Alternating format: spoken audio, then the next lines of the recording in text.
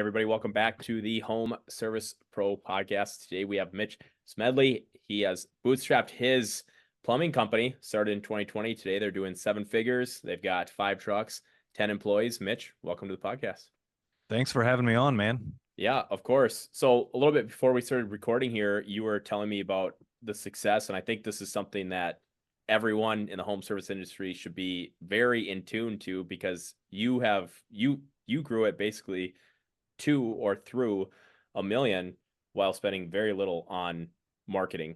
I would put you in the category of like more guerrilla marketing efforts where you're not actually swiping your credit card. So tell us about your company, and I really want to get into that journey and what you guys are all doing. Yeah. So I own Smedley Plumbing, and we opened our doors August of 2020. And within our first year, we were up to 3 trucks, and now we're up to we have 5 trucks rolling on the road, actually in a production, and we've got a total of 10 employees. A couple of girls in the office answering phones. So I have a full-time on-staff videographer, actually. And then we have 5 guys out in the field that are doing the hard work, doing the boots on the ground stuff. So it's been a pretty fun journey, and we grew most of our way to this level by using pretty much only social media to get there. So I actually, Mitch and I have known each other for about 6 months. We were connected, and since then I've followed your social media, and you guys are very consistently posting, and it is all great content. Tell us a little bit about that. Like, what's your strategy? You think it's easy to say, yeah, it's grown through social media. Tell us about your strategy, and coming from, I'm also a huge believer in social media. You guys are doing a great job, especially from a consistency standpoint. Like, it looks like a fun place to work. Like, you guys you're grilling on, you're making food, I think, on Wednesdays. You're doing all this fun stuff. You guys are out there. You're very proactive, and it seems like from the outside standpoint, it's you, Mitch, recording all of it. But now on the inside of here, you got a videographer. So tell us about your actually strategy. Yeah, so it started out, we didn't always have a videographer. No matter what you're going to build, everything starts small. Mm-hmm. And so it started out with just me taking a whole bunch of pictures and everything else, and kind of documenting my journeys throughout the day of everything that we're doing and all of that kind of stuff. But it also, one big key thing, anything that you're going to do with social media, especially in the home services sector, is you have to understand that I don't care what you do in the home service world. It's really freaking boring. It doesn't matter how awesome the countertops are that you install or how pretty that furnace looks after it's put in, because that's boring to customers. Right. And so you've got to find a way to use social media in a way that people are wanting to go to social media, and that's to take a break from reality and to laugh or to be inspired or to see interesting things. And it's not interesting. The interesting has to be in the eye of the viewer, not you, right? Mm-hmm. Like I'm kind of a plumbing geek, Mm-hmm. but I very rarely do I post stuff about plumbing. I mean, I do, obviously, but it's not every day, day in and day out. Some of it's funnier stuff. Some of it, just this morning, I posted a meme of, my mind just went blank. Who's the older guy in the movie Men in Black? Not Daniel. No, I was going to say Daniel Craig, but that's not it. Or Craig. But no, I don't. I'm spacing on it as well. Yeah, I'm spaced out on it as well. Anyway, it's a photo of that guy, and he's got this really curmudgeon-y face, like he's just been given news that he doesn't like, right? Okay. And I throw the caption on there of like, the customer says the crawl space is that way. Oh, And sure. then me, and here it is, this curmudgeon-y face of like, I don't want to get in a crawl space, Right. little things like that are they're related to plumbing, kind Mm-hmm. of, but we're not showing pictures of gross plumbing stuff. We're not showing pictures of like, look at this perfectly soldered joint that we just put in, or anything else. You've got to find a way to make it relatable and humorous. And Mm-hmm. and if you're using memes or any other kind of humor, the inspiration that I use is, could somebody steal this and use this for their business, even if it's outside of plumbing? Mm-hmm. And if it's steal worthy, that's probably a pretty good meme that you'd want to post out there. Yeah, for sure. So you guys are following, memes. I'd say it was, a form of trends. You guys are following a form of trends and things like that to relate more. And And from following you guys, I don't see you guys push your, it's not like a call now, click here, visit Yeah. today. You're more, you're educational. Yeah, you're showing like the bright sides of it. It is, and I would second what you said. You're very clean. Like it's yeah, we're like, we're not seeing crap on your Right. guys's social there. So that's awesome. So you've been using it, and I would say also one thing that it's doing for you by being consistent on social media is it's showing that you guys are a subject matter expert. We're here, we're doing it. And so for the follower, because plumbing, we don't need you every single day, but a lot of times it is like an emergency, I would say, like water heaters out or whatever it may Yeah. be. And now you guys have positioned yourself as we're the expert in this area. And like and trust us. You saw a funny meme and all this good stuff. Yeah. Yeah. So kudos to you on the social media and now what you're able to do as you've grown that. And I think the easy thing for most people what they want to do is they just want to swipe their credit card and say, hey, we'll put an ad on paid side on Facebook or Google. But you flipped that and said, hey, I'm gonna in the beginning put your time into it. You're putting time into social. Now you're able to trade your time for money by hiring a videographer. Would you say from social has it been consistency and your method of relatability that's been the most success?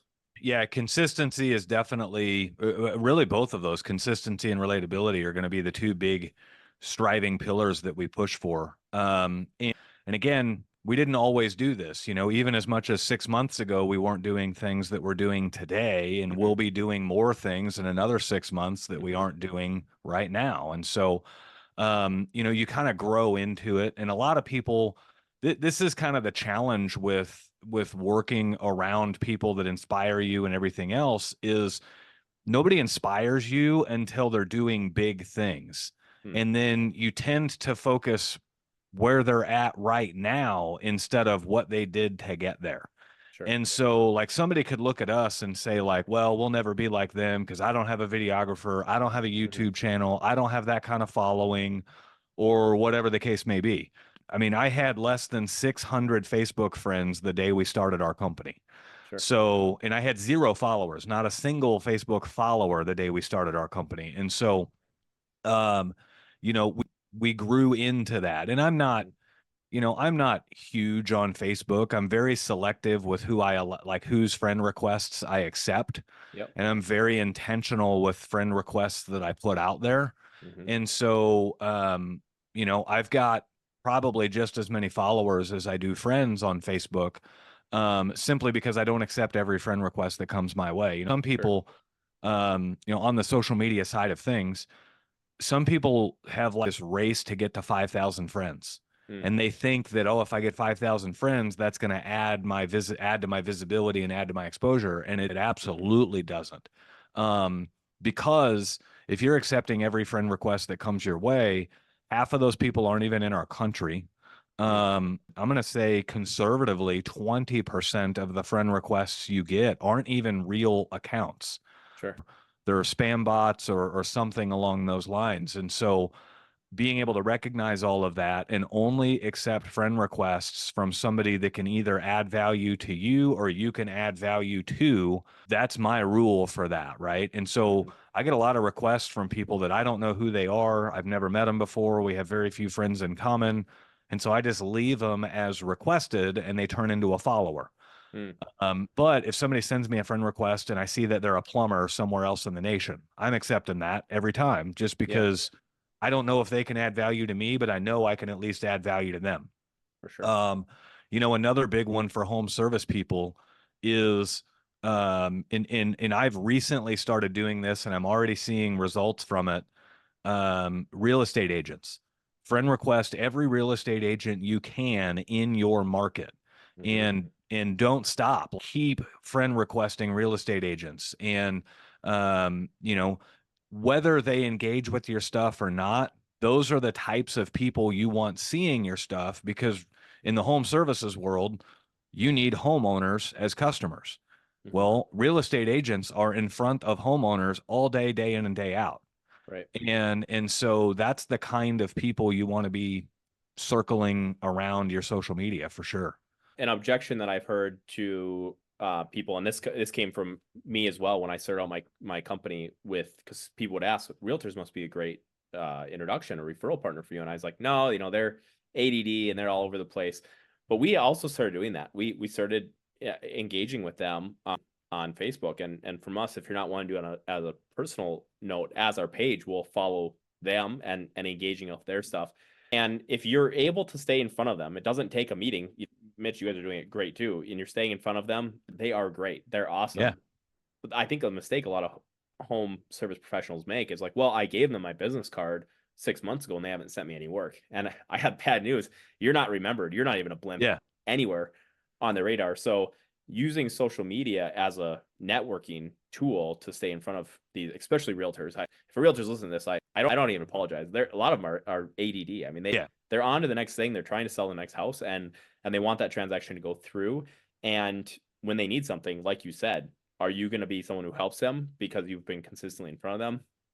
So you're mixing. It's all a beautiful mixing pot of building consistency, showing you're the subject matter expert, using the engagement, and with the right people. And yeah, that's if you get anything from any of our podcasts ever, it's using social media to build your business it's great. And if you're using your time, this is free. You don't need to Facebook profile is free. Adding a realtor or a referral partner is free. Yeah. So, and I will preface this, most of this, like we do all this on our business page too, but a lot of this is coming through your personal page. And there's intentionality behind that. So as a business, I mean, sit back and think for a second, how do social media companies make money? Now they're charging for blue check marks, so they're making a little money there, but most of the money they're making is from selling businesses ad space. And so if you have a business social media account, it is not going to get near the exposure that your personal social media account will unless you pay. And if you want exposure on a business post, like every single time I post on the Smedley Plumbing Facebook page, it prompts up, would you like to boost this post? We can guarantee that X amount of people are going to see it for this much money, Right. And so on the business side of things, they want your money. On the person, what's funny is on the other side of things, on the personal account, they'll actually pay you. They'll turn around and pay you as a content creator, because the social media's goal is to keep its viewers on the platform as long as possible, keep the users on, addicted to the platform. And so if your content is helping keeping people on the platform, then they'll actually pay you for that. And so most of our work that we get actually comes through people's connectivity to my personal page, not my business page. Sure. And I'll take a step back here for a second on the realtor thing. I'm not friend requesting realtors to try to get that emergency plumbing repair that they need done yesterday for free, and they're going to pay you at closing and all of that. Like realtors kind of have a bad rap for that, and rightfully so, because a lot of them try to do that. I need a plumber right now. We're the house under contract, need this fixed, gonna lose the deal. Right. I can't pay you until we close, and all money's in escrow, all of this weird stuff, right? Right. And so I'm not friend requesting them for that work, but I am friend requesting them because realtors have tons of friends, and so if I can get them engaging and sharing my posts, well, now it puts my brand in front of their friend group as well. Sure. And I do the same. I'll engage and share their posts if it's worthy as well. So if you want to get value, you have to give value. You have to be able to go both ways with it. But unfortunately, a lot of people think it's like you mentioned earlier, I gave you a business card. Why haven't you given me any work? Right. And it's funny you mentioned business cards. When we opened our company, I bought 250 business cards, and I didn't even put my last name on them, because my last name is the company name, right? It's Smedley Plumbing. So I just put Mitch and then comma master plumber. And I didn't want if they didn't already know I was the owner, I didn't want customers to look at the card and see the same last name and be like, were you the owner? Did your dad start the company? I didn't, customers treat you differently when they know you own the company. Sure. And so I wanted the most organic experience I could. What's funny is I still have probably 50 or 60 of those business cards. And that Mm-hmm. means I've handed out less than 200 cards in almost 4 years. Mm. Um, and I can't think of anybody that's ever called me from a business card. Right. Business cards go in the pocket, they go in the trash, they get washed in the washing machine, they get handed to the kid as a souvenir. Who Mm-hmm. knows? But nobody's calling you from your business card. They're Mm-hmm. calling you from the platform where they see you on every day, and that's social media. For sure. Just transitioning a little bit, still about social media, but more so, some of your videos that I've seen, Mitch, you guys are answering like frequently asked questions or things that are people that are actually interested in. I Mhm. noticed you're using some like similar styles to almost like Mythbusters with your explosive water heater, which who's not interested in that, Right. common myth, you can blow up or not. Tell me about the strategy that you're using on that. Is that an SEO strategy by answering frequently asked questions? What are you guys doing on that front? So we've stumbled into this thing. I have a knack for doing things the right way, but not knowing why I'm doing them. It just feels right. And Sure. then after I do it for a while, somebody will tell me the theory that I'm, supporting or whatever the case may be. And so we started putting out YouTube video content, and from the YouTube video content, you can crop all of that into short form content Mhm. and post it on your socials and everything else. And a lot of it was just, inquiring minds want to know. And back then it was driven under the idea that plumbing isn't sexy. Mhm. And so like nobody's going to open up unless you're a plumber, nobody's going to open up their social media and say, "Man, I hope I get some really good plumbing factoids in my news feed today." Like, Yeah. you know, understanding the benefits of water heater maintenance is just what I was hoping to get today. Yeah. Nobody wants that, right? And Right. so we were creating videos and creating content that kind of satisfy a lot of the curiosities that people have around plumbing.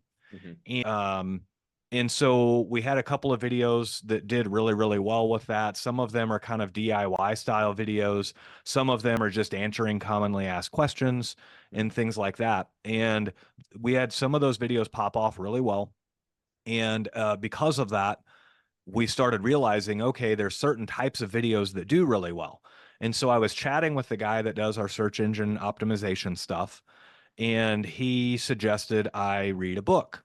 And I was chatting with him about this stuff. I had been suggested I already read this book, Mm. and this book had inspired me. So I hit him up, and we were chatting about these videos and this book I had read. And I said, "Have you read this book?" And he was like, "Oh my gosh, I love this book." And so then we had the whole strategy session around retooling our website around this particular book. And it's important enough to me. I have it sitting on my desk at all times. The book is called They Ask, You Answer. Mhm. And it's written by Marcus Sheridan. And the idea there is customers are very inquisitive. Customers have 1,000 questions running through their brain before Mhm. they ever pick up the phone to schedule a service call with anybody. And especially in the plumbing world, where the availability of plumbing supply parts is widely available to everybody in the general public. One of the questions customers have is like, can I try to do this myself? Or is this a Mhm. repair I could tackle myself? And so we started running down the line of just answering all the questions a customer could have. And some of our early indicators that this was the right way to go is if anybody listening to this podcast, it doesn't matter where you are in the nation. If you go to Google right now, listening to this show, and you type in "what toilet should I buy," and you click on the video results, you're going to see our video pop up first. Mm. Um, Another example of that would be same thing, go to Google and type in, "do I need a thermal expansion tank?" and click on the video results. And you're going to see our video pop up first. And at the time we made those videos, this wasn't the intention, but the success of those videos showed us that Mhm. if we can answer questions customers have, and we do it through video, we do it through blog posts, we do it through transcribing our video content and using that on our SEO, then all of a sudden now people are directed to our brand all over the nation. Right. Well, if our brand is really strong all over the nation, then what do you think's going to happen when somebody 10 miles from here types in what toilet should I buy? Right. And they see a local company that puts significant effort. This isn't like 3 minutes in a social post and a photo we grabbed offline, Mm-hmm. like significant video effort into producing a very high quality video that answers their exact question. Right. And so does that person always turn into a customer? No, but in the world of business, it's all about brand exposure. I can't become a customer unless they at least know of my brand first. So Right. that's kind of the logic there with all of that. That's super interesting. That is a great book. I thought you were maybe going to talk about the book Utility. That is another one that I think you ask, they answer, they ask, you answer is better than Utility, but Utility also talks about the similar concept of taking frequently asked questions and making a video answering that question. But yeah, you're hitting it right on the bat on right on the head there. You know, YouTube, Google, they want their users to have a great experience. And again, full circle, you're showing that you're the subject matter expert. You have a Right. question, I'm answering it for you. Yeah, Well, so like on the thermal expansion video that I just referenced, the do I need a thermal expansion tank? That is probably the most viewed video on thermal expansion in the world. wow. And I'm not patting myself on the back or anything else. It was just we noticed, hey, there's a hole in this market. There's not really a good video out there for this. Let's Mm-hmm. make one. And then the video popped off and did really well. It's got almost 500,000 views, which for a plumbing video that is not there's nothing humorous in it. There's Sure. no, like a lot of video content plays on universality. I don't know if that's the right word. The universal nature of anybody could watch it. We've all Sure. seen the videos of the guys in like a loincloth out in the jungle digging a really cool water feature out of the ground with a Right. stick, right? Well, I, yeah. I don't have to be a jungle expert to enjoy that video. I don't have to have that heritage to enjoy that video. That just pleases the universal senses, right? Mm-hmm. And so, plumbing definitely isn't that. There's Mm-hmm. there's no way to do that with plumbing. And so, to get a video with 500,000 views in the plumbing world, that's pretty wild. And Right. so, and we're talking full length video, not just a 5 second short that you've watched it 3 times before you realized you've watched it 3 times. Right. But even then we still had some short form content pop off and get a couple million views on those too. So it just kind of depends on what you're putting out there, but Mm-hmm. ultimately the big focus is what questions do my potential customers have and how can I answer them in the most entertaining way possible? That's great lessons for everyone. I want to transition all this and talk about this other venture that you've going on, Mitch, but I want to close out by saying that currently the average American is spending 2 hours and 32 minutes a day on social media. So if your company isn't utilizing that free resource to post, you're really missing out. And unfortunately, you're going to fall behind. I mean, the Yeah. generations that are coming up, they're relying on social media to build trust. You be there, like Mitch is saying, show that you're the subject matter expert. So, Mitch, you've had a lot of success with this. That has transitioned into another company called Tradewinds Consulting. Tell us about that. What are you doing there? Yeah. So 2 years ago, we started a podcast. I had already brought on our videographer at this time. Mm-hmm. And so we made some investments, not only in the videographer, but in some studio equipment and everything else. And we started a podcast for how to start your own trades based business. Mm-hmm. And we didn't have a real big goal for where this was going to go. Our business was doing well. And it was all just all this stuff I had rolling around in my head for years that I'm like, if I ever do a business, I'm doing it this way. Well, I did a business and I did it Mm-hmm. that way and it all worked. And so Mm-hmm. I'm like, I should share this information. And so originally I wrote a book for how Mm-hmm. to start a home service business. But then I realized people that would read that book probably aren't book readers in their personal development journey yet, right? Sure. A lot of people don't really get into books until after you've started the business Mm-hmm. and they don't really see the value in them yet. And Mm-hmm. so I tabled the book idea and then we turned the book into an interactive book through a podcast. And so we've been doing the podcast for 2 years now. We got a little over 130 episodes out. Every episode's over an hour. So we've got 200 hours of content out there in full length form. Mhm. But then we also crop that down into short plays here and there and everything else. A year into the podcast, we got a podcast sponsor Mhm. and our first like little affiliate link, if you want to call it that.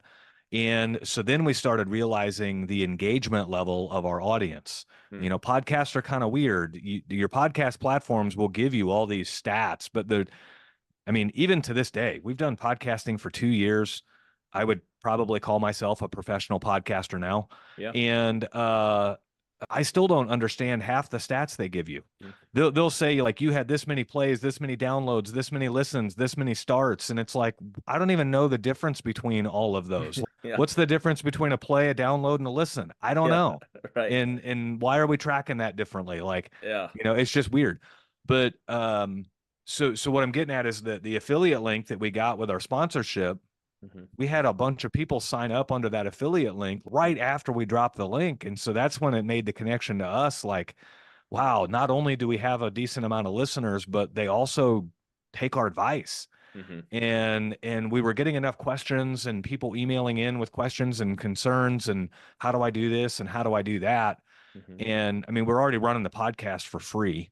We Sure. joke around all the time that the highest paid person in the podcast studio is my videographer because me and my co-host don't make squat on the Yeah. podcast. Um, and so then we started a consulting agency called Tradewinds, where we work with young trades-based businesses to, first of all, bring them into existence if they aren't already. We've got a couple of members that came to us wanting to start companies, and Mhm. then within a month or two of being members with us, we got them off the ground and running. Mhm. But then we also work with members who are maybe a one truck operation looking to get to trucks number 2 and 3 and everything else. And it's working out really, really well. We're having a massive impact on the trades community Mhm. by really strengthening the health of small trades based businesses. And our niche is small businesses. There's a lot of business coaches out there that will take your $1 to $3 million a year business and help you get to the $10 million level. Mhm. There are very few business coaches out there that will help bring your business into existence or Mhm. to take your small one truck operation and get you to the $1 million level. Sure. And so we've found a nice little pocket that our message resounds in really well and that we can help those guys out. And one of the caveats that we have with Tradewinds is that we will never coach or mentor somebody that's beyond a level than we've been at personally. Sure. And so that adds a lot of trust and a lot of authenticity to us because unfortunately there's a lot of business coaches out there that they've earned a bad rap by thinking they can help everybody. Mhm. And you really can't. Like, I've got an upper ceiling or an upper threshold of a top line revenue, a maximum top line revenue I've ever managed, and a maximum number of people I've ever managed. And so, if the most people I've ever managed is 25 people, I don't know how to teach you how to manage 40 people. Right.